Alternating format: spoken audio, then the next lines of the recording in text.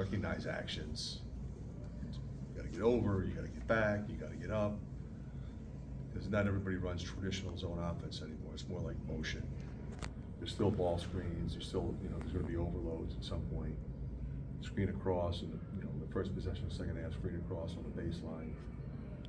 But if everybody's communicating, you can contest. But the key to it all was not so much the activity or the defense; it was rebounding. If you're gonna, that's why a lot of coaches don't play zone. They don't like it because you give up second shots. There's no individual blockout responsibility. But we did a really good job. Out rebounded a team that is typically really good on the glass. Fran, both Owen and Peyton pointed to Drew as far as maybe an identity shift defensively. I guess have you Well, seen if that? you remember, we jumped them and they came back and responded and took the lead. He made 2 plays in the next 3 or 4 minutes that really, I think, changed the complexion of the game. So we ended up going at halftime up 10 instead of, relatively close. Fred, when you have really good offensive teams like this one, what are some of the key qualities that lead to that in terms of Well, it starts with the character of the guys. You gotta want to move and share the ball. You don't want to make it about yourself. Everybody eats, and we're gonna run and we're gonna attack space. We're gonna move the ball and not call a set every time down and tell everybody you line up here, you line up there, you line up there. We trust them to make decisions and make plays and get open and screen and slip and roll. And if they miss, run back. Fran, I feel like I've asked you this a couple of times this year, but Drew, just in terms of his character, the culture that you guys have built, his connection to fans, outsiders wouldn't know that he's only been here 1 year. It feels like he's been here for 3 years. Why has he been such a perfect fit? Well, that's who he is. I talked to his former coach, and he was effusive in his praise of who he is. Forget about what he does.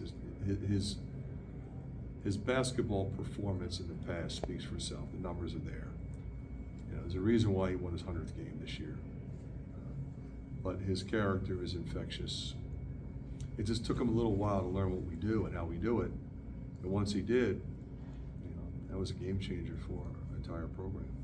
It seemed like you went single coverage on Valley, threw different bodies at him. What was just kind of the mindset going in, trying to slow him down? Well, you can't let him duck in and get deep position on you. For a big, wide body guy, he runs. A lot of guys built like him don't run. They jog down the floor and they just try to go in there and post you. But he tries to sprint and post early. He tries to react to the ball changing sides of the floor and gets you on the high side, because a lot of times you have to front him, or otherwise he'll just back you down and get it and go score. So you're on the high side, but if the ball swings and he seals you, you can't get back around. He's too big. So I thought Owen did a pretty darn good job of that. And he also challenged him at the rim with some of those shots, especially early. Did you think those early turnovers you got on him kind of frustrated him a little bit?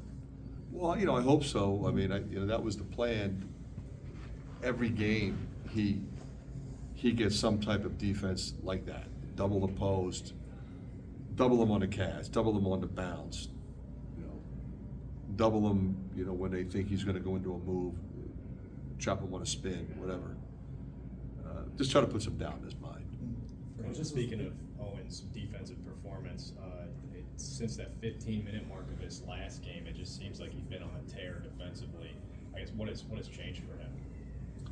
He's locked in, and doing his work early.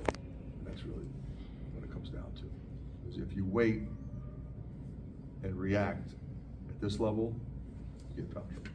Has the narrative of this team changed in the last 8 days, or is it simply a matter of that was just an outlier of a game at Madison? Yeah, we played pretty well at the beginning. I prefer to give them credit for how well they played. They played a masterful game against us. Yeah, we did some things that we need to improve on, and we've done that.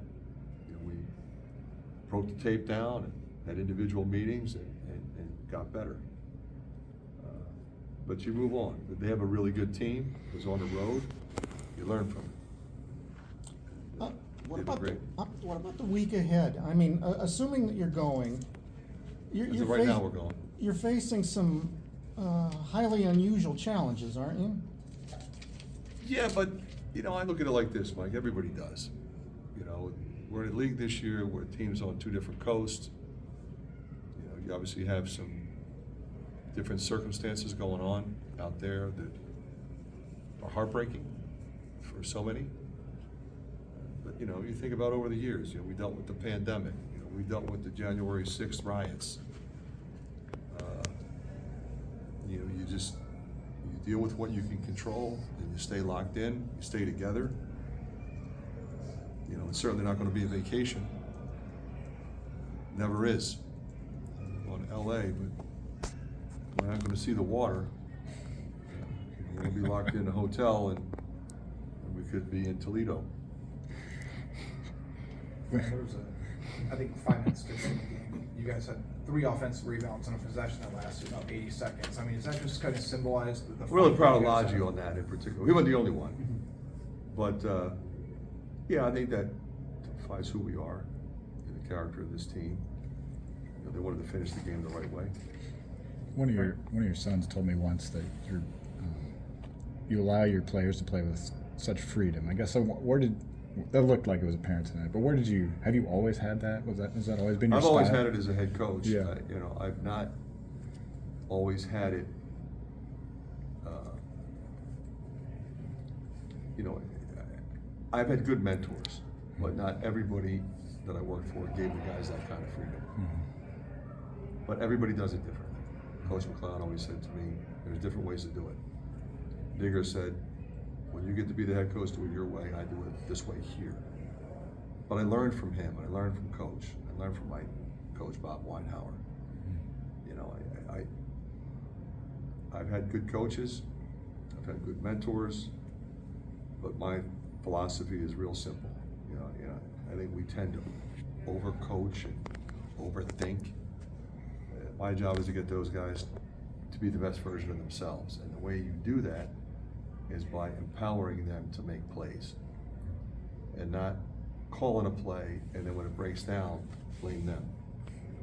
And that is not a good formula in my opinion. Josh Dick's okay? He went back to the locker room. If you ask him, he'll say he's fine. Yeah, that's what I figured. We'll find out. Fran, what's up with these second halves for Baker? It's not like we didn't expect it either time. You know, he's a competitor. He missed a couple early that he normally makes, and he got a little sideways. I took him out, sit and watch, relax. But you could tell at halftime he was ready. And when he hit the first one, you know, you could see it coming. All right.